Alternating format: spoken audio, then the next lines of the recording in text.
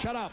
What is happening, friends of CCP Podcasting? Welcome to Beyond the Bell Live. I am Chris Page. It is a Wednesday evening, and I hope, guys, we're halfway there. The work week is almost over. Friday's right around the corner. It's knocking on the doors. I hope you're having a great week. We're going to have a fantastic show tonight, but before we get started and before we welcome in our guest, a couple of quick announcements. I don't know for our friends in San Antonio what you've got going on Saturday night, but I will be in the house. That's right. I'm hopping on the flight, the first plane out Saturday morning to San Antonio to see our friends at Community Wrestling. Their event on the 28th, the Ascension, not the 28th, 21st. I'll get my shit right, I promise, guys. Ascension is on the 21st in San Antonio. I'll be out there to see our friends, and I'll be flying back on Sunday morning to do a couple more Beyond the Bells.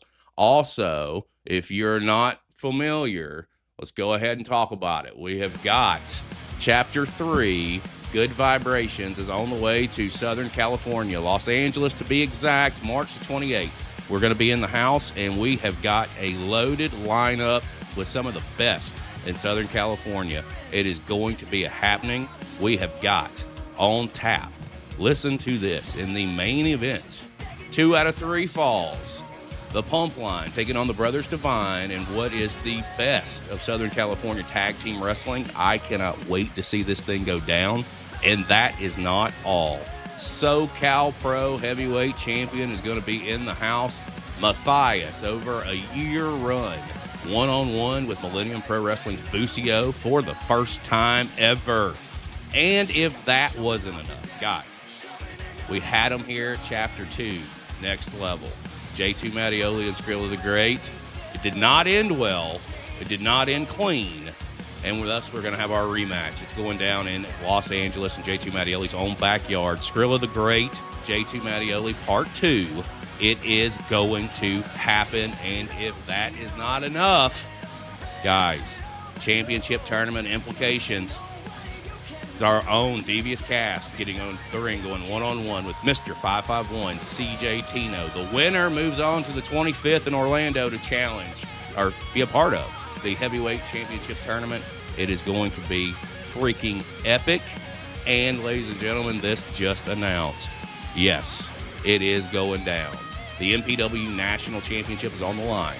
Dustin Jack Daniels with Chuck Mercer in his corner, going one-on-one with our own Dallas Dash. And I will be in Dallas's corner to make sure that there's no shenanigans. Tickets are on sale at ccppodcasting.com, and that's where you need to go right now. Los Angeles, you don't want to miss it. It's going to be a fun time. We're partnering up with our friends at Millennium Pro Wrestling and Primal Pro Wrestling. Man, be there. That's all I can tell you because it's going to be a happening. Let's get into why we are here tonight. Ladies and gentlemen, we have got such the reach that we have is kind of crazy when you really sit back and think about it. And over the last year or so, being hit up by a lot of different people from all over the world is kind of humbling when you started this platform with zero expectations and to see what we're turning into today. Our guest today is a gentleman that comes to us from, originally from South America and has migrated over here to the United States to get deeper and get more involved into the scene of professional wrestling on the independent scene as well as mainstream. And to be perfectly fair, English is brother's third language. So this is going to be really, really fun and really interesting because I get to learn not only more about him and his culture and where he came from, but also what he's looking to do and where he's looking to go here in the States. And I can't wait to introduce him to you guys. We don't have to wait any longer. Ladies and gentlemen, please welcome Mr. Pedro Pablo. Welcome to Beyond the Bell Live, sir. How are you? Hello, guys. Everything good? It's an honor to stay here. It's the first time I am doing an interview in English, so I hope have a great time and tell you a little bit about me and my history.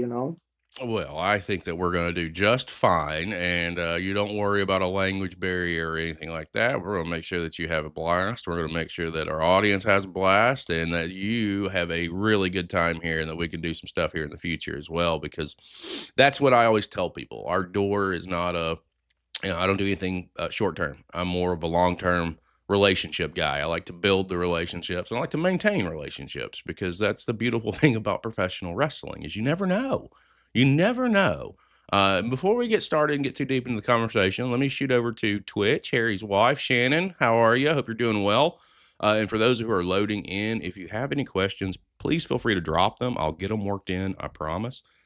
Let's dive in, Pedro, because you've got an interesting story, and I always love. I don't say like, I love to have international guys that come on the show because I get to learn a lot more, not only about them but about where they've come from, the culture of and the scene from where they come from, and then in your case, you've moved here to the States now, that integration, I think that I'm in for one hell of a conversation. So let's jump in. I want to start first with how did you fall in love with professional wrestling? Before you're in the ring, before you think about even training, you got to stumble across it. You got to get drawn in. What drew you in initially? I don't gonna lie to you, sounds like a cliche, but it's my real history. The first time when I see pro wrestling is like I have maybe 4 years. I don't remember exactly, but extremely kid. In that moment, in Chile, they start to show the Attitude Era of WWF in TV. So my parents go to a friend's house, and the other kid is a little bit older than me, like 80 years, and he put on TV the WWF on that moment. I remember like a kid, my eyes just boom, and I decide in that precious moment I gonna dedicate to pro wrestling. Like with 5 or 4 years, I put in my head I gonna be wrestler, and that never quit of my mind that dream. For the fear, it's like love in the first moment.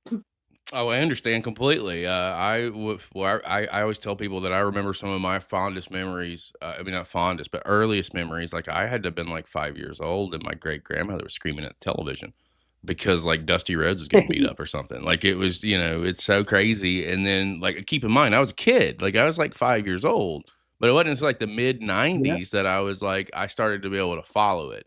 And one of the earlier memories there for me was when the Undertaker debuted. And like he was Ooh. one of the last guys that like scared the shit out of me as a fan. Like I think I'm like 8 or 9, and this dude is walking out like real slow, and like it was just the whole presentation around it. And I swear, for like the first year run of Taker, I was a kid that would run away when he would come out. I'd run away from the TV because I didn't want to see shit. But but that's when it drew me in, and that, of course, in my career, you fast forward to the late '90s was when I was like, all right, it's time to do something here because the itch has not gone away, and I'm kind of curious from your perspective in Chile. Getting started there and trying to get into a training facility or getting into the business, what did that look like for you? What was that process? Yeah, I don't gonna lie to you. My history is like very particular because when I decide I gonna be wrestler, like very kid in Chile, I don't know. I think wrestling don't exist until I have like 15 years. Okay. So I never know how I gonna do it. I just have this crazy dream in my mind, and like in wrestling is not something cultural or something popular in my country. The thing is, every time I say I gonna be a wrestler, all the people think I am crazy. They Hmm. loud about they say you wrestle, but in Chile don't exist wrestling. That is impossible. But I always keep the faith in my mind. I never lose that faith. I say I don't know how I gonna do it, but I gonna be wrestler. Like when I am like in teenager, like 15, I discovered in Chile have a very very small. It seems like is very unpopular. But some guys who start to do wrestling, and I start to go to that shows, and then is when I discover like wrestling exists, like in my 40s, 15 years. Before that, I never think in Chile have wrestling. And so you kind of jumped in on the origins of the scene there, is what that sounds like. I think like in Chile have like in the 60s like have a television show about pro wrestling, but like in the 70s that television show ends, and then wrestling disappear in all the country, like the people forgot about wrestling. And I think in the 2000s, 2000 to 2002, for that moment, some minor groups like very underground start to try to create something. But yeah, I am part of the guys who are creating this new generation. I started in 2010, a little bit after these guys, but I am still part of the process of create the industry. No, I like that. We were talking a little bit before we came on the air, and some of your other languages that you speak, and you mentioned Portuguese, and I went straight to, some affiliates of ours in Portugal, and what I find very cool about being in on the ground floor is drawing the reference here is Portugal. The WrestleFest scene has reshaped really the scene in Portugal as a whole, on how business can be done and how this stuff can happen, and to see that you've kind of mirror that a little bit with Chile being in there on that ground floor and seeing kind of where it's come over the last a decade really. It's kind of cool, and it's kind of a really good comparison. So when you're deciding that this is in, and now keeping in mind now that you're a part of like really the first initial group that's getting the scene off the ground, when you were training, what kind of difficulties did you guys have? Were you guys training in rings? Were you training on mats? Like, what did that look like when with everything really just establishing? No, it's something very crazy. I train in a mat. I think I have my debut in a ring, like a official match. Just have 2 days training on a ring. I just training on a mat because they have a ring, but we don't have the space or the building to put the ring, so they just put on the show. So in the general, like when I start in 2010, the like I say to you, the wrestling is extremely under. I don't want to say like backyard because we don't train like in a backyard. We have a gym, and they try to teach you the most they can. But in that moment, they don't know too much. Hmm. So, for example, when I debuted, I see my match in the beginning. I have moments then I don't know how to run to the ropes, like the basic things. I never learn like the correct way. Like, I never have like a teacher with too much experience. Got it. Yeah. I am very grateful for the guy who trains me, but to be honest, it's like that. We don't have like the fundamentals, like the exactly correct way of how to do the things. The most we learn for internet, for YouTube. We try to do something, but in that moment we don't have like the correct training. Yeah, because there's no blueprint here. You're building it as you go. Which I completely get and I completely understand. And even with training on mats, when you're landing on a mat versus landing on a ring, like it's almost the same impact to me anyway. Like it's rough either way. Like it's not gonna end well, and that's the biggest misconception is that a body slam doesn't hurt. No, man, but go take 2,000 of them over the course of a year, and then tell me your back doesn't hurt. You know, or go run ropes for 5 minutes and let me see you not out of breath and leaning over and sucking wind. So No, I go. when I start, we just put the mat on the floor, so the Hmm. impact is extremely hard, more than a ring, because Yeah, ring protect you a little bit. But when I start, I just fall like almost in just a little mat in the ground, so that helps me. I was It's about to say, rough I to bet my you it made body that in that ring feel a moment. lot better when you bumped in it for the first time. Exactly, exactly. That made me lose all the fear. No, yeah, 100%. That is the upside to mat training over without training in a ring is it does prepare the body a little bit better, and then when you do take that first bump in the ring, you're like, well, wait a minute. What was that?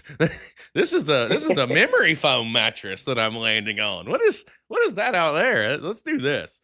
what kind of strengths did you have when you start training and you're starting to get started? You know, what were some stuff? What's some stuff that came naturally to you? You know what? I play like I say to you. When I am very kid, I always think I gonna be wrestler. So I am that kind of kid who, in any free time, he just go with his friend and tell to them stupid things. Look, make me a choke slam. Why? Well, that gonna hurt you? I don't care. Make me a choke slam, and I fall in the ground. I hit my head. I bleed. When when I start training, I advance very fast because the most of the guys who train there have fear like to fall. I just jump it. I don't care. I am that guy who don't care to hurt himself in that moment. I am so excited because I am fulfilling my dream that they tell me jump and I jump. I fall with my arm. I have some concussions, but in that moment I don't care. So that made me, obviously it's not the recommend for the new guys. Please don't hear me. My history is atypical, but it is what it is. It's my history in the beginning. So I advance very fast, and like I am very obsessive like with wrestling. Like my head think 24 hours.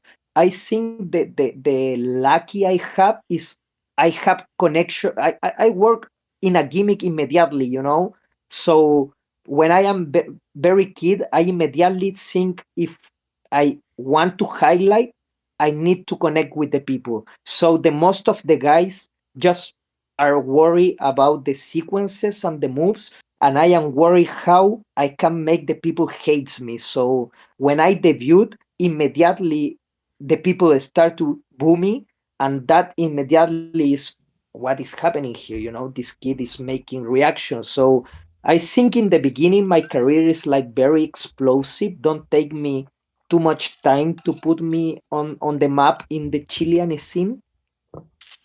Well, let's talk a little bit about the debut and what did that look like. Perfect. How nerves were they there? You know, when you're actually before we get to the debut, when let's talk a little bit about putting together the package of your initial, I don't want to use the word character by any means, but the initial presentation of what you would grow into over the next 10 years. What was that like for Totally. you? And then let's get into the debut and where it was at and what transpired. Perfect. I'm gonna be totally honest with you. I debuted with just 3 months of training. I think right now that is not recommendation. Like I said before, this is atypical because I am in an industry with, in that moment, is not professional or at all. So I just trained 3 months, and they give me the chance to have my debut. Um, they do matches in the training, like short matches in Mhm. the like 3 minutes, and I immediately start to build my character on that matches, like I think like I create like a gimmick, like a guy with money, like a kid with money who the parents buy all they wanted, like a prince. So immediately the people is something the people hates because it's this kid who he think he are. I am very cocky with my glasses in that moment, extremely skinny. So I start to working that gimmick this unofficial matches, training matches. And that makes me, they give me the chance to debut like in a free show, it's like a outside of a supermarket. So the people who is walking on the street just stop and look at you. And I have the lucky because it's a free event and in the air, a lot of people be there. Like I think it's 300 for a Chilean event. That is a lot. So Mhm. I have the lucky to have a great debut. Like I say to you, I don't know how to run to the ropes, but I do a very basic match, more like the gimmick. I don't do nothing very crazy. I just remember I made a moonsault from the second rope. That is probably the most. extreme maneuver, but immediately I connect with the crowd. They start to boo me a lot, so that makes me the promoter keep give me matches, and there is when I start my career. Well, you talk about getting booed, right?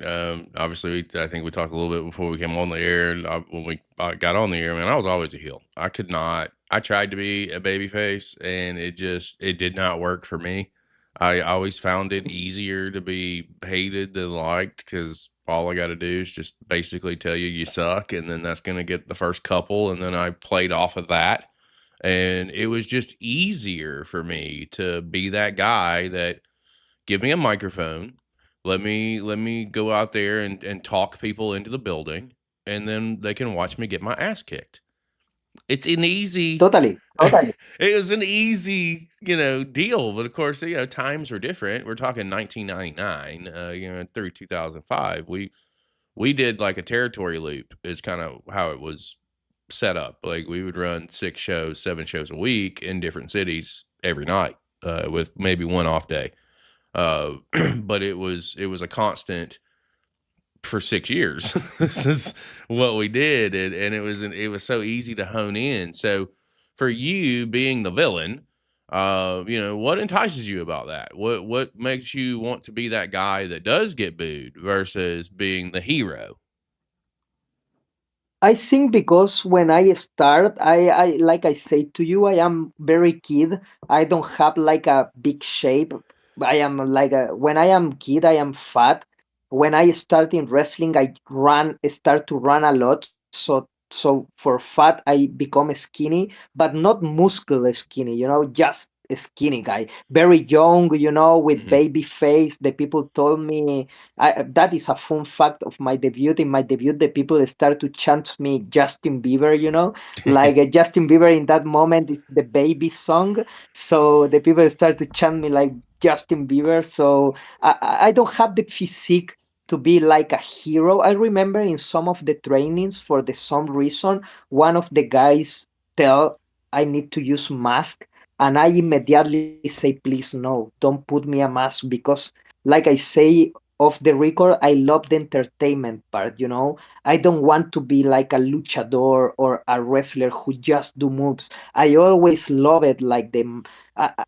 I love Kurt Angle, when they shave his head and he put so that kind of segments of storyline is what I really love of pro wrestling. In that moment, I am a big fan of JBL, like I love that kind of heels who the people really dislike, and he win, he win.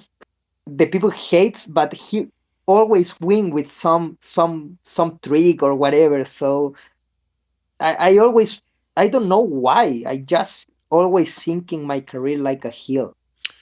I think with me, it came down to like the psychology aspect of it too. Like I said, it's just it's so much easier to go out there and draw heat versus trying to get cheered or whatever. Like now it's polar opposite, right? So we started doing live events in November, and we're running live wrestling shows all over the United States with our affiliates, and just seeing and testing the waters to see if this is even going to work, right? I get the first show that we do, man. I go walk out and I get like a big pop, and it took a second because it's the first time I'd walked out in front of a live crowd in 2 decades. Last time I'd walked out in front of a live crowd, I got trash thrown at me and I was booed out of the fucking building. So I had to do like this reality check. Like, wait, hold on. I'm in the ring and I'm cutting a promo. I get a CCP chant, and I'm just kind of like, I don't know how I feel about this, because I just want to take the microphone and tell you to shut up and let me do me, but I can't at that point, because you're the face of the promotion, and you gotta placate to the crowd a little bit. But it was just a weird experience the whole way around, from being booed for 6-7 years, and 20 years later getting cheered. It's just crazy the whole way around. I love the aspect of a good heel, and the fact that now you're here in the States, which we'll talk about, the transition over here. I think you coming in as a heel is a smart idea, because you're a quote unquote foreigner that's now in the United States. It's an easy trope card to play in any state that you go to wrestle in. They could put you up against like, the baby face of the territory or one of the baby faces of the company, and you come in as the South American, goat, if you will. And it's easy. It's an easy psychology card, and it's an easy trope to play. It's just one of those situations. Here in the States, have you found that it's easier, or is it just kind of the same as when it comes to getting that heat? The thing is, right now, I think this is the people maybe don't know, but this is my third time on United States. I come two times before, you know. The first time I come here, I come in 2019. I come with my friend Alessandro. I don't come alone. And we work like a tag team. And in general, like a tag team, they wanted I work like a face. I have some single matches. I have some matches right now is a big star, you know, but I have two single matches against Jordan Oliver. I can meet and work with some really nice guys who they named right now are very big, and I am very proud of see how they build this career, you know, that is like inspire me too because I see there in when they are not big and now see on TV and it's crazy, you know, but I have some nice matches in that. I just can come 3 months for my visa. I come with a tourist visa, and then I work in a lot of companies. Like I remember like 18 companies in 3 months. So I meet a lot of people here in the area of New Jersey, and in that trip is when I really decide, okay, I need to come back to United States. But it's difficult from Chile come here, you know, it's very difficult. Or money in Chile is not like a big money country. So buy a plane ticket and rent is takes you maybe 1 or 2 entire years of save money, you know. It's difficult. So when I come back is after the pandemic.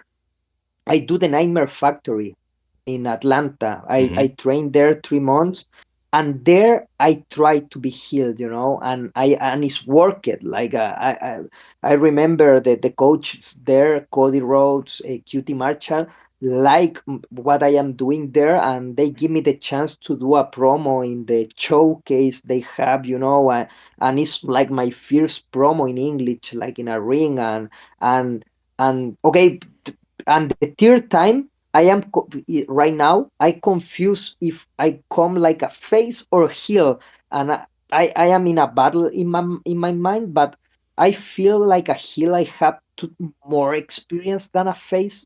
The most of my career is heel in South America. I am really good heel, you know, and I am that kind of old school heel. Like for example, I never go to take photos with the fans after the events. I don't sell my merch. I protect a lot the gimmick. You know, if you Hmm. see my social networks, you don't see pictures of me and my family. I am very hidden, like with the. I don't share too much of myself to the fans. I just share like the gimmick, the character. So I think like I gonna do that in United States, and it's difficult because when you start, it's difficult. They give you like a match when you really can work your gimmick. In general, the most of the matches I have the last year is more like scrambles, you know, fatal four tag teams, like 5 minutes, and I completely understand because it's a process. But I feel right now I I am showing more about my character and my gimmick, and I am happy to have this chance. And some companies start to give me more minutes, you know, promos, and I think right now I am building my character here. Like I am in that process, you know. Yeah, you're getting closer to really just tuning in and fine tuning and putting all the pieces together. So first of all, getting you said a couple of things there that I do want to touch bases on is, and that's the Nightmare Factory. We have a lot of friends in Georgia and a lot of companies in Georgia that we're really good with. What? How did you get your foot in the door there? Because I gonna need to say something, and this is a completely mistake like I have years before. I I I always be a dreamer, and I can't accept I don't gonna made it. So I now I feel bad about to tell this, but I am completely honest. I am this few years ago, I am this kind of guy who reached the promoters and sent a message like a lot of times. Yeah, like read me. Uh, I know right now, more old and with more experience and knowing a little bit about the industry, that is not how it works. But in that moment, I feel it like I have 32 years, When I come to the Nightmare Factory, I have 27, and I always battle against my mind to the maybe you are too old,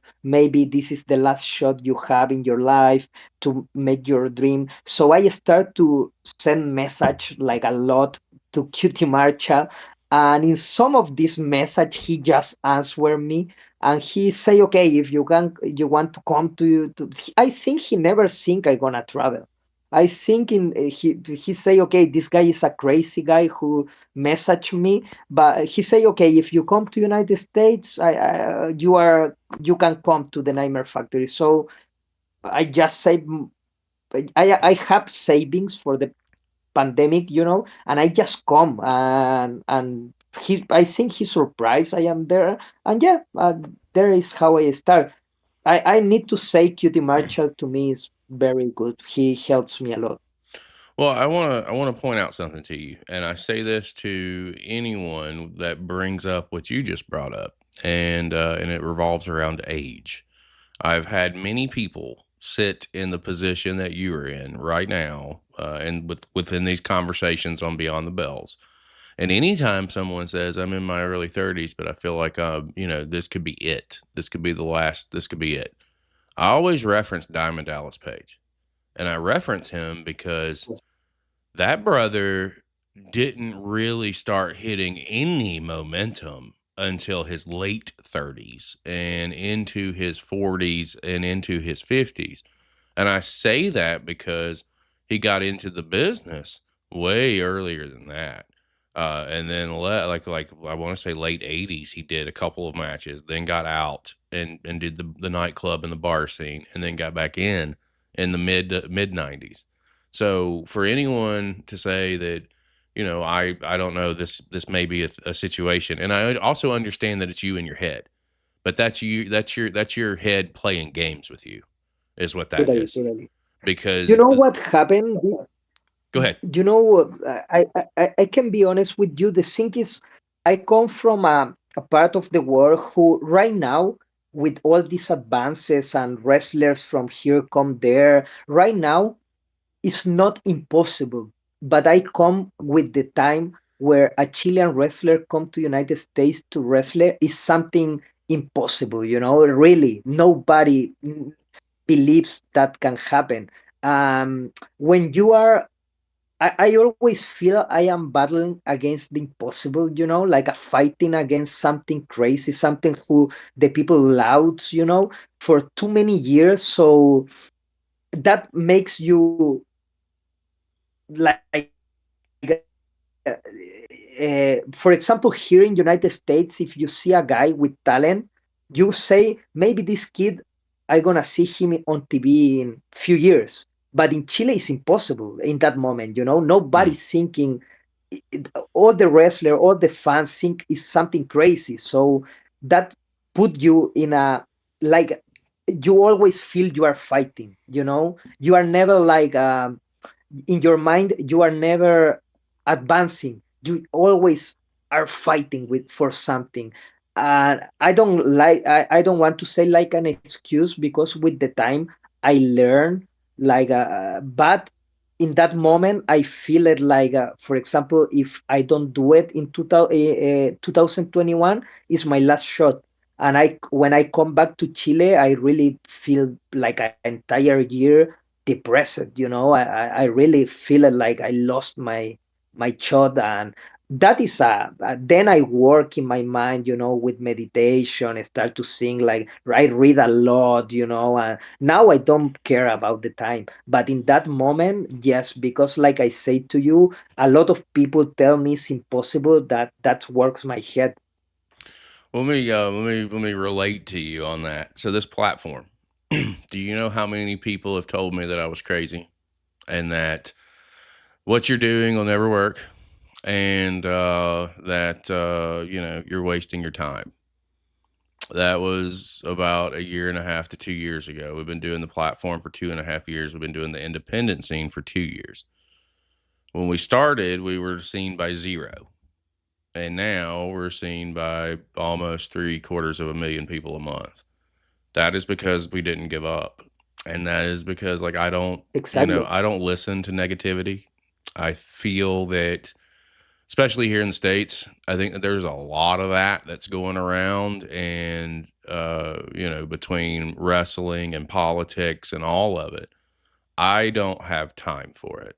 I think that I would rather focus on what's positive versus what's negative. And even that comes with like stuff that we watch on our platform here.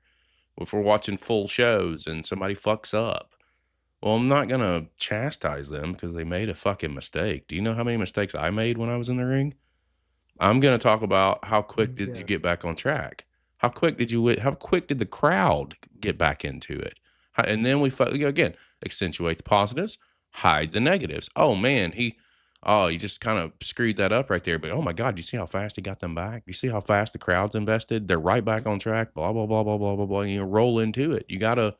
That's the name of the game. Like, we don't need to Exactly. accentuate negativity. If that's what people want, then go to another fucking platform, because that ain't here. And I think that's a piece of why people connect with us. And I say us, it's all of us on our platform, all the co-hosts, et cetera, et cetera. We're all authentic, man. If you meet me in person, you're gonna get the same guy that you're getting right here, right now. I would talk to you the same way. I would have the same relationship. Like, it would be, we're friends. I don't look at anybody. Like, if you sit down and you give me time, I look at you as a friend, and I'm gonna do whatever I need to do to help you, because you're whether people realize it or not, just by coming in and talking to us, you're helping us.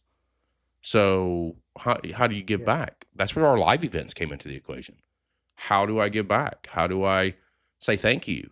And a lot of the guys that are on our shows are guys who have sat right where you're at right now, because I would rather, if I'm going to bet on this wild notion of collaboration and live events, I would rather put time and energy and finances into those who have said, hey, man, let me come talk to you for free. Let me come sit down with you and give you some of my time. You know what I mean? Like, because time's valuable, bro. Just as valuable it is for you, it's as valuable it is for me. And it's just one of those situations. And in a world where there is a lot of negativity, I will keep it as positive as I can. And that goes with Totally. everything, everything.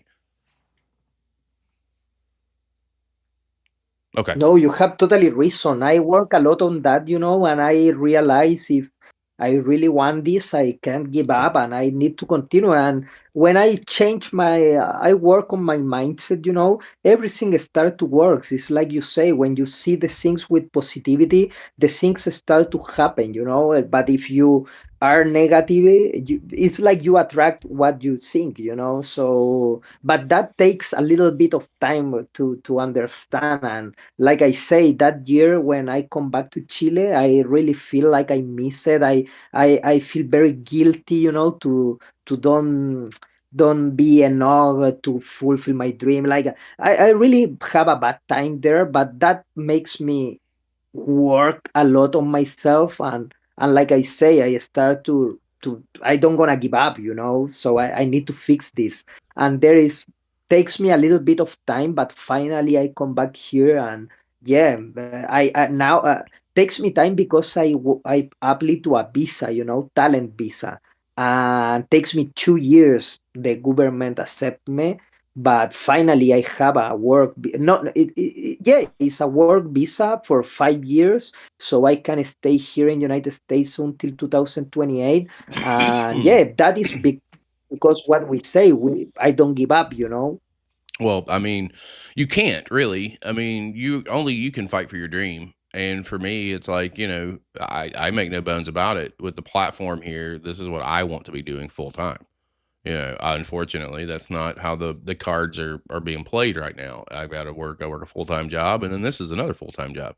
It's 90 hours a week between a platform that's the real world that pays the bills and a platform that is just really, really starting to get moving. And I'll always bet on myself. I'll always bet on what we're doing. I'll always bet on the fact that, when we talk about negativity and feeding into that, I will listen to the, hundreds of thousands of people who tell us that we're doing a good job and that people, how appreciative they are that we're either watching their stuff or having them on our shows or whatever, over the couple of hundred that may be negative.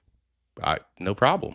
I'll listen to the hundreds of thousands over the hundreds, if you will.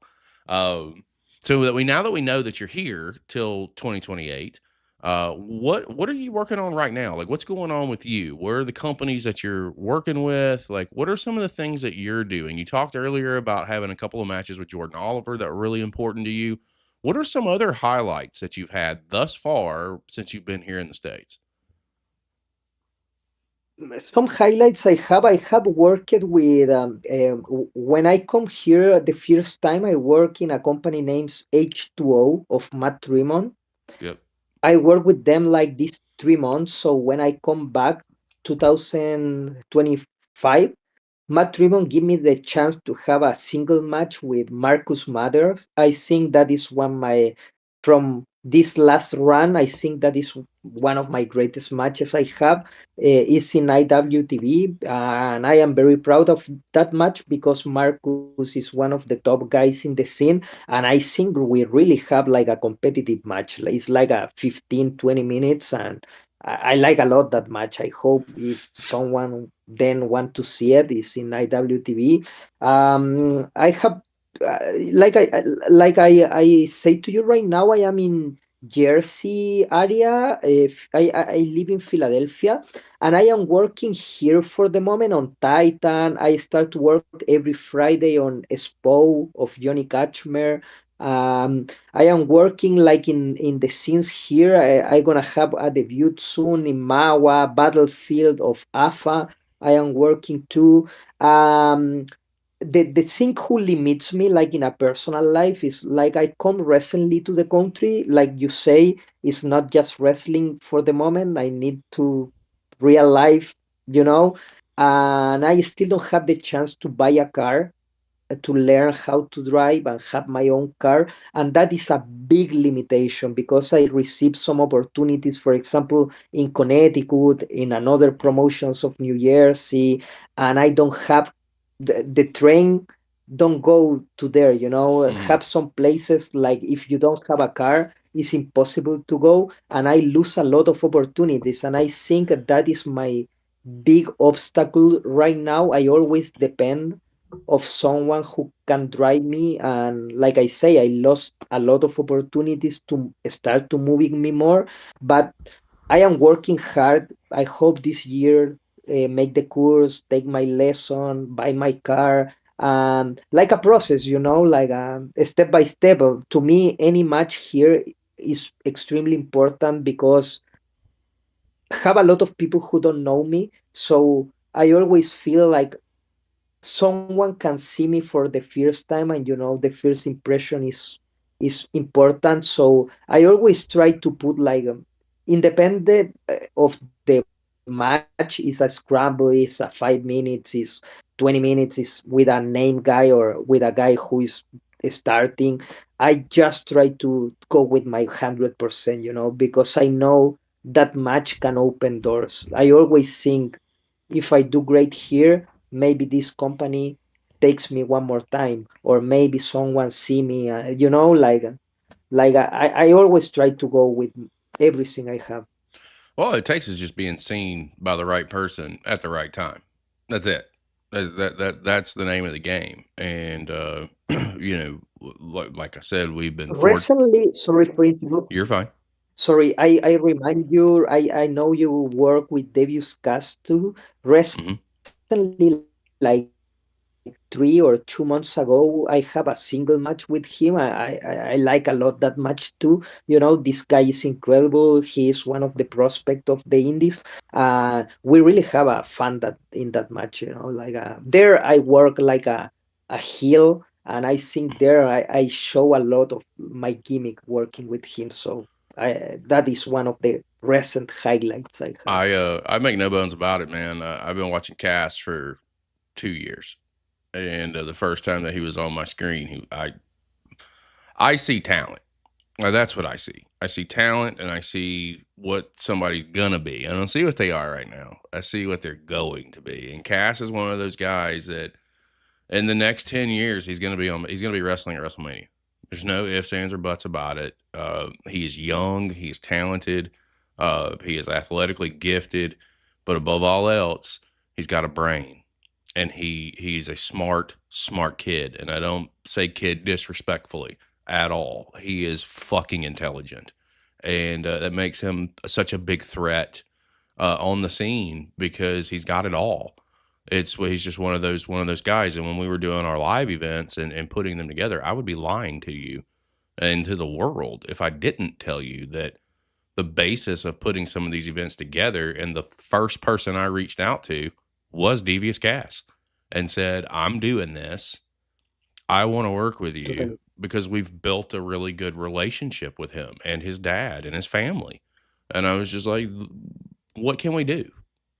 You know, like I do. I think the world of him. And you It's did. You great that sent me the match, and I have watched it. It is a really good match, and I think the world of what's going on up there. And when you said that you're in the Philly area, like immediately in my head, I'm like, well, I know, in Jersey, I know Fight Pro, I know AXW out of New England, I know. Fuck. Who else do we know? We know a shit ton of companies up in that little corner of the Northeast, and it's just kind of like knowing that you don't have transportation. It's more of a for me as I'm listening. It's like, huh. Now, who do I know in the area that I can put you in touch with that you can be a riding partner with until you get a vehicle? Right. That's where my mind goes when I hear stuff like that because I'm big on everybody being able to get the opportunities and knowing that you're losing out on some because of that little piece of being here in the States, like it makes me want to help. So I'm already, thinking, who do I know? Who can I put you in touch with? Who can we know a lot of people, brother, and getting you to places or helping you get to places is maybe not be as challenging as you might think. So I'm going to work on that for you and see what we can do while you're working on the backside of that. And hopefully you don't miss out on some of these other opportunities that you may have coming up because it's as simple as finding somebody in the area that we know that we're cool with and seeing if we can set y'all up. And you never know. Like that's the beautiful thing about our platform is the guys that we do connect with is they want to help. And we all believe in yeah, the same philosophy, and that is we can grow together. We don't have to be individuals in this. We can work together, and we can make some things happen. exactly. We can move mountains if we all work together, and that's a piece of what we're doing. Totally. So I will definitely be working on some of that for you, and seeing what I can come up with with some of our friends and some of our companies. So don't stress. We'll see what we can do. I do want to ask you this. You mentioned Marcus Mathers, and I think the world of him too. He's somebody that we've got some dates on later this year. Spoiler alert.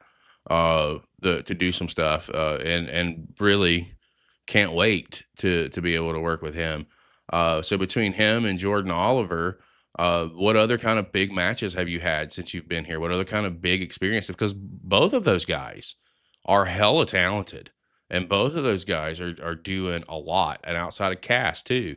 Dude is doing a lot. So you're getting in the ring with some prominent names.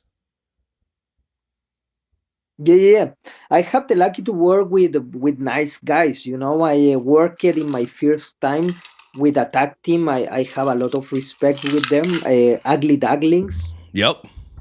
I think I don't know if they are still working, but in 2019 I have like or three matches with them with my tag partner, and I really feel the chemistry. Like I worked with you know let me sing. I have some interesting matches. Senchi, Bobby Flaco in Atlanta in the 2021 period. I worked there. One of the great experience I have recently, like I don't remember exactly, like 4 months or five, is when AEW comes here to Philly.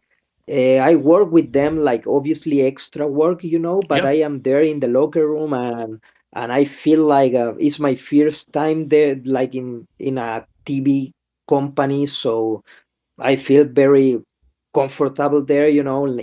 Amazing experience, learn a lot how the business work. It's a great experience there, and open the hungry, I am living in a crazy process, any show, any opportunity, not just AEW. I am talking about, for example, work with debuts or work in Titan, SPO. Any match I have here is like a fantastic uh, emotion. It's like, for example, when I work in Chile for a lot of years, so the crowd, their business know me, who I am. So is familiar, but here I feel it like I am exploring, and I am like in gimmick. I say, because I wear like a billion, like a heel, I am conquering, and I feel obviously that conquering in a good way, but I feel it, when I do a great job and people like to work with me, and these big names say, hey, I don't know if you are really good, like, and I start to do the connections with them. It's like, nice, this is what I come to. You this is very personal, but I never wanted to be famous. It's not my goal, but I want my art be famous. One of the things who frustrate me more when I am in Chile is when I have good matches, I know the world never know about that matches, and that frustrate me a lot. I want to share my art to the fans of every place. I want the people know who I am and how I do in the ring. Like I say to you before, this kind of conversations I never have it. Is very occasional, because I am that guy who are his gimmick the entire show. Like they have this old school mentality, like I am the South American god. The people need to know that part of my life. I don't want they know me personal. Uh, I think it's because I don't want to be famous. Like I don't want it. They know the real Pedro with what I read, my interest. I wanted they know the South American goat. I feel like an artist. I Hmm. really wanted. To me, the South American goat, the gimmick is like my art. Is the if you see me here and you see one of my matches, the video, you're gonna see two different people. It's not me. I create like an alter ego, and my energy is different. In Chile, some people tell me, I can't believe it. You are the same person who go to the ring. You are so the way you move, your energy is totally different. It's because, like I say, I feel like an artist more than a sport. I feel I create something, and that is what I wanted the people know it. That is like my ambitious, like show my art, share my art with the people, with the Well, wrestling fans. yeah, no, I 100%, I get it. And I am the same way with what we're doing on the platform. Like I just, this is, I don't even look at it as being famous or not being famous. Because at the end of the day, I think part of what makes all of us unique on our channel is none of us give a fuck about being famous. That's not why we're here. Yeah, We're, yeah, are we known? Sure. Do I care? Not really. because that doesn't change the goal. It doesn't change what we're doing. It doesn't change our mission statement. It doesn't change anything. It just means that people are paying attention, and that means that what we're doing is working. It means that we're able to put you in front of people who may not have seen you before. And it could be a clip that they see online. It could be them watching live right now. It could be them watching it on a replay on the YouTube platform. But if one of those motherfuckers follows you on Instagram, that's a win, because that's one person who wasn't Totally. following you before, who didn't know about you, who maybe as you post and stuff pops across their feed, they can share it or they'll like it or they'll do something. If they share it, then it may draw somebody else. It may draw somebody else. And again, don't ever fucking know. I can always hope, and I can always, you know, assume that our audience is going to do their job. And thus far, they have, to the best of my knowledge. And that is what continues to drive us. So it continues to do this. It's how our schedule has gone from, you know, booked 2 weeks in advance to booked 4 months in advance now, as it stands. Like, it's just insane. But it's because we care. You know, like I tell the guys all the time, when you come in and talk to me, my job is to make you look like a rock star. That's my job. My job is to have the conversation. When I edit this conversation, is to find the moments that I feel like are going to connect with an audience and put it out there. Hope for the best, and thankfully, it's moving and it's moving forward. And I love your dedication to what you're doing and not giving up, because something that, you know, people may not talk a whole lot about is professional wrestling isn't always sunshine and rainbows. There are times Wow. where you have to, you know, bite the bullet, or you're battling yourself and you're battling, you know, the doubts, and you're battling, am I good enough? Am I this? Am I that? Is my body in shape? You know, there's a lot of stuff that goes along with it that nobody will ever know about, that you're internally battling just about every day you walk through a curtain. And that's just something that a lot of people won't see, Totally. but I do, and I acknowledge it, and I know it's probably more difficult for you, because you are from South America versus being, you know, American, right? You know, right now, and being here in the country. It's got to be difficult, but you're doing it. You're For doing it.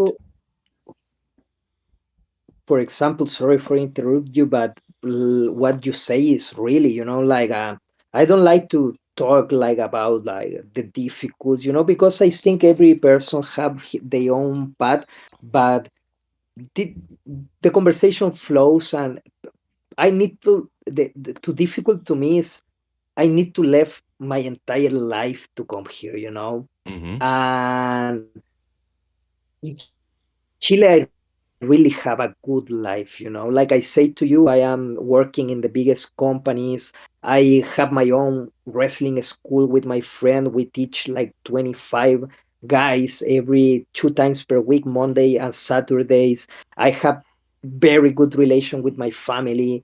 I have my friends for my entire life. So I need to leave everything that to this dream, and it's hard because it's not the situation you move from your country because you are in troubles or you are depressed. I moved happy, I left my perfect life to fulfill this dream, and it's hard because right now I have the lucky to meet very nice people, like now in the scene, like we talk about debuts, I have some friends here who, Griffin McCoy, Vinny Talot, the same Jordan Oliver. I have Rayo from Washington, D.C. I have the lucky to meet very nice people, but you miss your family, you miss your life, and that is something you carry, and you always gonna carry, when I see, for example, my group of friends, I see in Instagram, they go to some event or they share, and I am not there. It's something like I decide that, but it's always it's like a weight in your back. Well, I can imagine, right? Because you have given up everything and you are chasing the dream. You're chasing your dream. Yeah, And, I had this conversation with my husband last night. Literally last night. I said to him, like, we have an opportunity to possibly change our lives, right? Like in a very it's a risk, right? But I was like, bro, like it's risk versus reward. Do we yeah, continue to live our lives wondering what if? Or do we take the risk and do we bet on ourselves? And it revolves around this platform, right? Because of where we're going and how fast things are moving and the conversations that I have fucking daily. I think I'm one of the only dudes that'll wake up with no messages or go to bed with no messages in his Instagram box, and I'll wake up to 200. Like that's where we're at, and it's just kind of like we have to bet on ourselves because if we don't, I can't. I'm getting too old, brother. I can't do the what if in the next 5 years. Like I see yeah.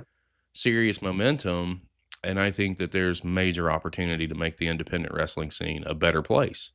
And that's what I'm gonna do. Like I can't speak for anybody else, but I know where I'm headed and where we're gonna go as a platform, and that is to go full steam ahead. Because that's all we've done so far is bet on ourselves. And we've won. So what's to say that this should be any different?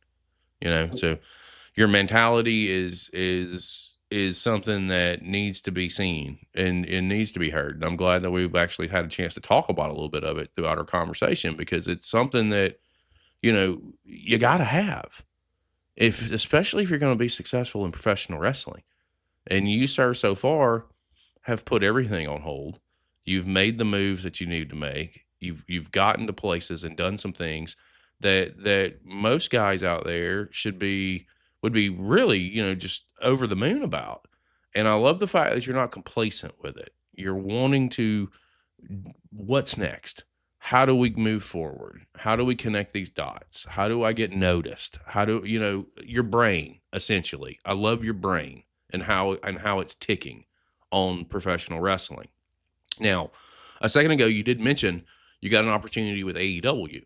So I do want to chat about that for just a few Yeah. minutes and then we'll start winding things down and we'll get into like the last segment of the show. But for getting that opportunity, I mean, from a guy who came from Chile on a whim to better himself in his profession to now getting an opportunity to be an extra with AEW. And I'll preface this by saying, guys, if you're watching and you're listening, whether you're an extra or you're not, you're in the room and you're in the conversation Totally. and your face is being seen by some pretty right people. Whether they use you, they don't use you, you sit in catering, you don't, whatever, you're there. And to be on that short list is something that is an accomplishment in its own right on the independent scene. So for you to get that opportunity and to just kind of be the fly on the wall, if you will, how did that come together for you, and what did you learn while you were there? Um, to be honest with you, like I say, I have the lucky to work to train in the Nightmare Factory in 2021, and that gives me this opportunity to go there. And I learn a lot. Like when I you go with more extras, and in any moment, I always think positive. I think I'm gonna have a match. But when they tell me, oh no, today you don't gonna have a match, I change like my mind to be worried about to make a good spectacle, and I start to see the small details. Like how, for example, for example, how I start to see how Johnny Mundo or John Morrison, Hmm. how he posed to take the photos. Like don't be very invasive. I don't talk too much with nobody because I don't want to be that guy who just go and talk with, no, I am on my own space, but studying a lot of the details, how this guy work. I remember I go with I have the lucky to take the photos, the Mm-hmm. Speedy takes me the photos, so I am on my attire and I go to the entrance, when the people is the fans are not there, but I go with my entrance with this same jacket and my attire, and I start to imagine how is a entrance in Mm-hmm. that kind of building, with the cameras. I start just so to me it's an extremely good opportunity and extremely good place to learn that minor details like I just observing I feel I take a little bit of guys of the best, like so yeah, it's amazing experience. And the other thing, like I say, I never be like in a company like that in my country. So that also opens your hungry, it's like, wow, I am here. So now if I really want to come back, I really want to work on myself. I really want to make my art. With this my mindset right now, if I want it, I need to be inevitable. I can't fail in anything, I need to have the language, I need to have the body, I need to have the promo skills, I need to have the ring, I need to have the attire. That is my mind right now, and it's something I work every time, like I am very ambitious with wrestling. Like I say you, I always like this dreamer,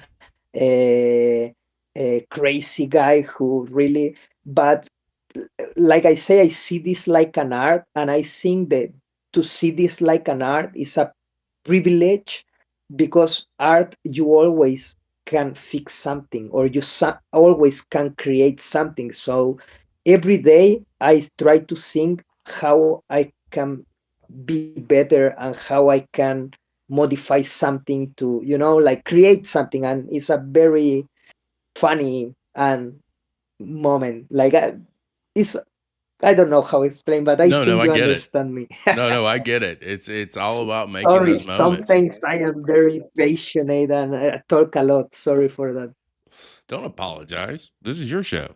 You can talk as much as you fucking want to. It means that I talk less. I love it. What are you talking about?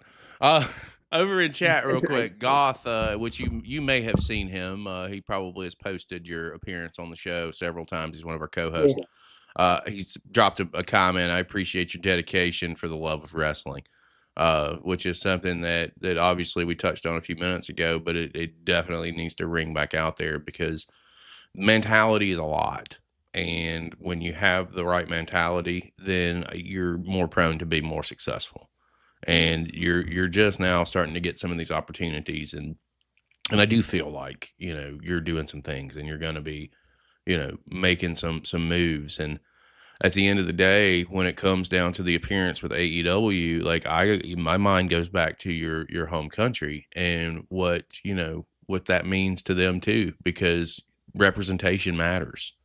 And being from Chile, and I don't know how many people they've had from South America on as an extra or in on any extra work with any of the major companies. That's a step in the right direction, and that's a foot in the door, because whether you realize it or not, when you go on that internal roster, South America goes beside it. And for me, like if I'm looking at that internal roster, I'm going to be looking at like, all right, who else is here? If we're getting a look at Pedro, there's got to be some more folks down that way, and that's how you start putting more light on your area in your neck of the woods. So you're making some in a much bigger picture, you're breaking some barriers for South America and for Chile just by getting that opportunity. And I definitely wanted to take a minute and just point that out because that's how my mind works. That's a big positive coming out of a situation that maybe some people wouldn't even really think about, but I do, because I see it as that big of a deal. And I'm very proud of you, even for getting the opportunity, which it wouldn't have came your way if you didn't hop on a plane in 2019 and take your ass to the Nightmare Factory. You had an opportunity there and you could have said no.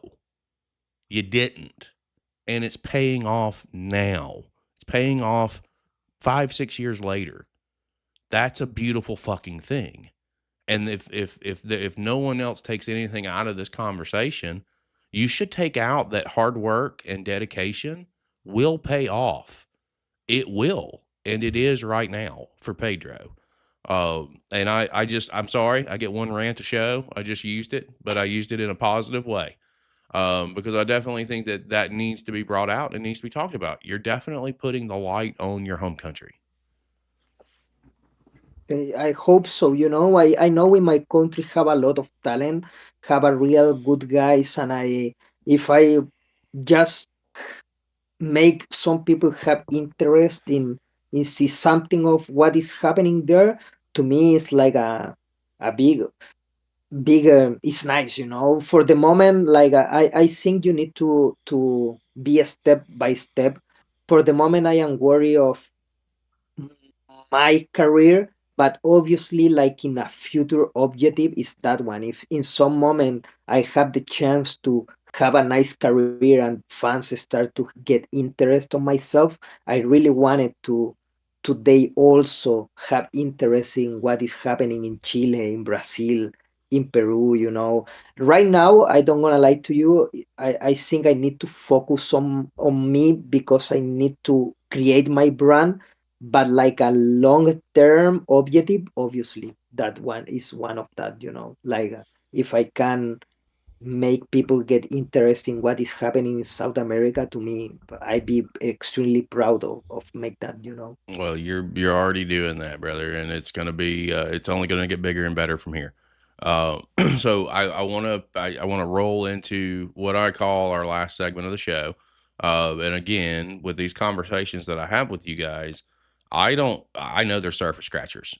Like we're so much more that we can talk about. There's so much more that we can cover when it comes to our conversations. But I do it intentionally because I want you to have a good time. I want you to, the first conversations I have with people, I always tell you, I'm just introducing you to our audience. When we in hopes that you have a good time and you want to come back and you want to chat with us again, and we can catch up and we circle around and we see, update conversations, if you will. So with that being said, in the world of independent wrestling, we do cast a very wide net. We're all over we're international. We're not just here in the States. We're all over the world. So we have built a lot of really good relationships with companies, with talents, et cetera, bookers, promoters, the whole deal. From your perspective, I'm very interested to know what companies do you have on your radar that you'd like to work for if you could dip your toe in the water? Where would they be? I have a lot of interest, for example, in work. Uh, One of that companies is, for example, Jersey Championship Wrestling Okay. here in New Jersey. I think they have a lot of good talents, and it's an interesting spot to be there. Like have a lot of companies in this area who I am studying a lot. I still don't, like I say, I am just a year here, in my country. I am very fan of the indie scene. But in that years, for example, Evolve, I see a lot, Dragon Gate USA, PWG, but from the companies from where I am right now, I study more the local companies. I hope this year with the time start to know more about another states, but for the moment I am very focused on my area for the car issue.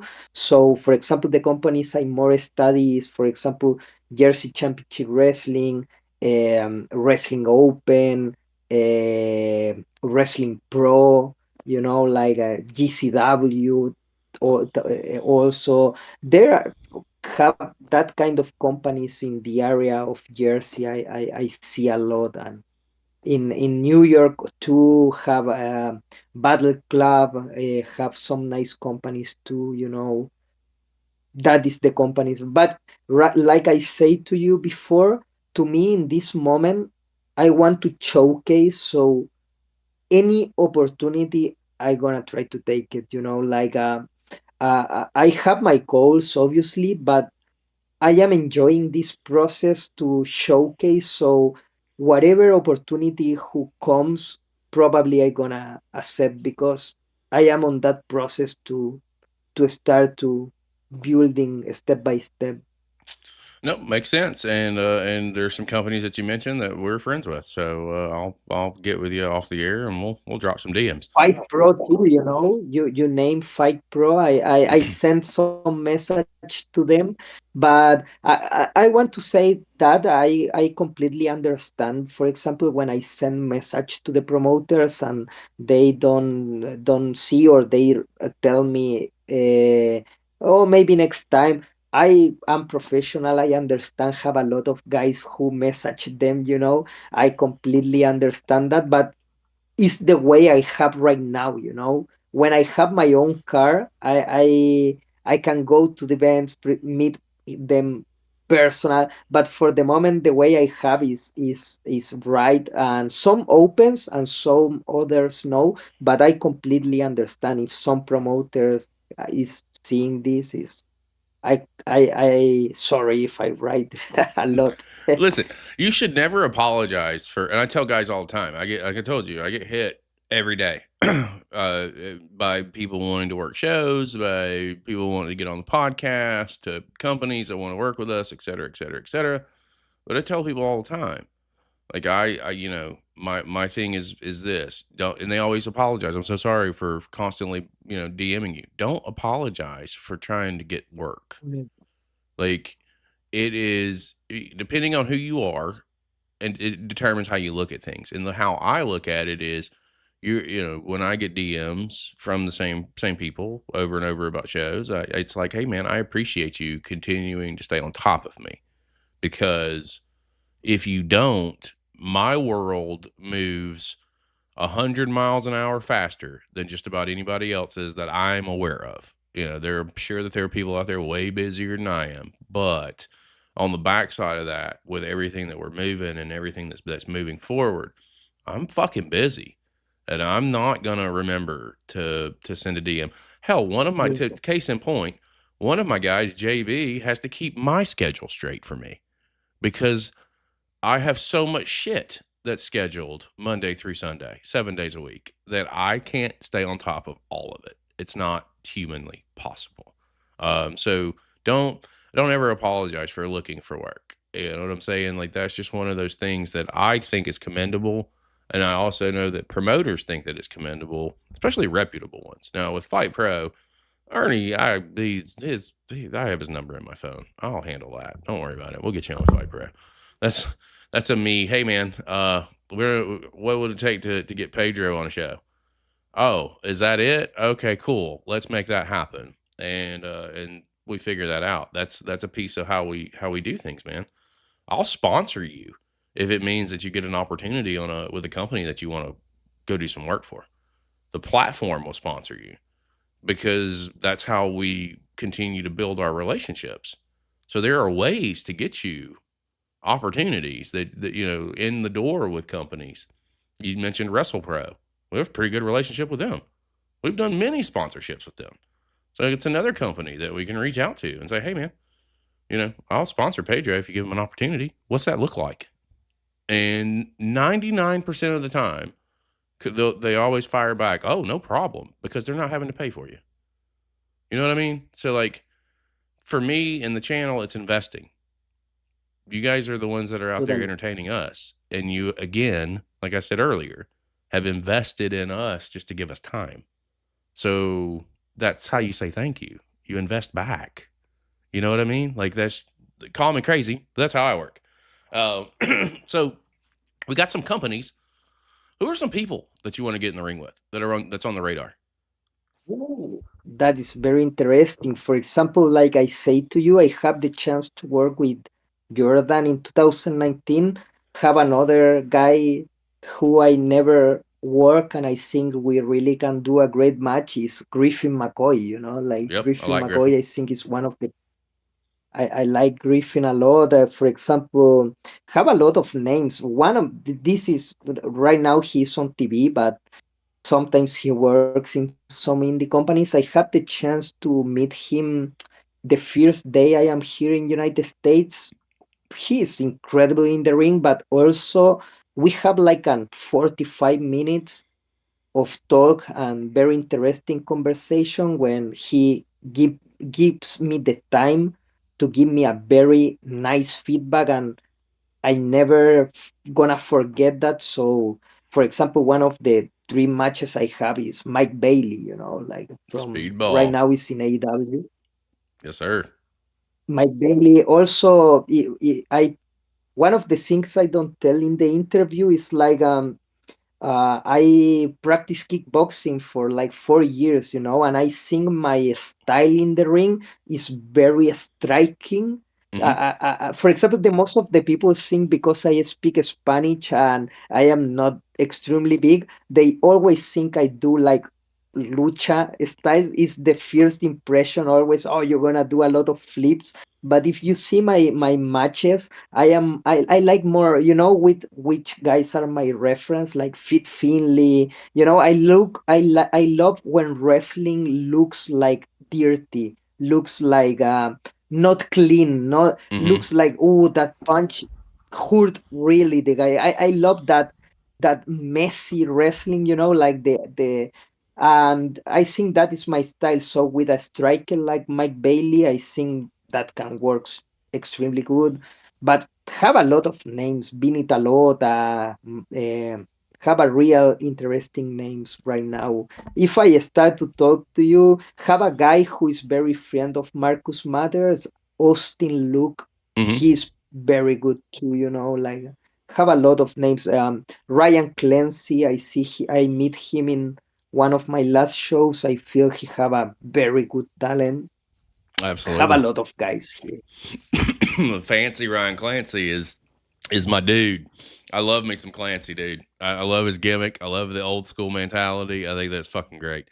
You've got some names there that are solid, and some that I think we may be able to throw some manifestation dust out on is what I call it to get some matches manifested. Now for me, this is my last question that I've got for you, and it's honestly I call it my most important question because like it's how our platform continues to evolve and continues to move forward. And with you being from Chile, number one, and then obviously here in the states up north, I'm curious. Some people, according to you, that we should be watching, and what I mean by that is like maybe they don't get the spotlight that they deserve, or it could be people that Yeah. you've been in the ring with. It could be people from back home in Chile. It could be whatever. According to you, who are some people that we should be watching? Look, I think have some names I want to. For example, the guy who I traveled in 2019, my tag team, his name is Alessandro. I think his Instagram is Ale Alessandro. He is really good. We were like a tag team for long years. He's one of my best friends, and now he's making what I am doing here in United States. He's doing in Europe. Some months ago he leaves everything in Chile and go to live to Germany. So I think he gonna start to train in WXW, and I have faith he gonna make a lot of good things in the European scene. So I think he is one of the names you need to reach. In Chile have another name. Limite is his name. Limite. He's pretty good. I have a friend here in United States. He works in AEW Dark. He works in a taping in NXT, and I think he don't have probably the biggest spotlight, but I think he is very good. He's Rayo. He Hmm. works in some matches in Ring of Honor too. Rayo is a very good guy. We have a lot of interesting conversations about the gimmick, and I think is a guy who needs a spotlight. In Chile, have a lot. Dylan Fabricio is one of the youngest guys who is making a lot of noise right now. Have a tag team named Los Bombas. They are two young guys, I think have 20 or 21 years. They have a lot to show to wrestling world. And yeah, to me, if I tell you a lot of names, but to resume, I recommend you to found the company names in Chile. Five luchas, five like the number, five luchas, Generación Lucha Libre, GLL, and for last one, Gen, Gen Lucha Libre. I think that three companies have a lot of interest names in Chile and in South America. Well, you know me, man. I love new companies, especially stuff that I haven't seen before. I always like to dive in and I will find motherfucking hidden gems. Don't That's what we do, brother. And I will have a lot of fun with it. I know Goth's paying attention. He's probably notated some of those companies and some of those names right now. And they've probably already made our spreadsheets. Listen, man, I know again, like I said, these first conversations are always just surface scratchers, so we can dive in a little bit and get to know a little bit more about you.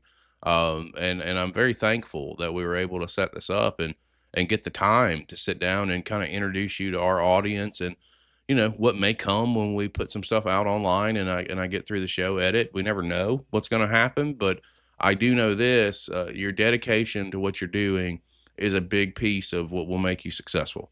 And the fact that you are willing to drop everything and just uproot to come over to the States for for opportunity at the end of the day, it says a lot and it speaks volumes on you as a person and how seriously you are taking what you're doing.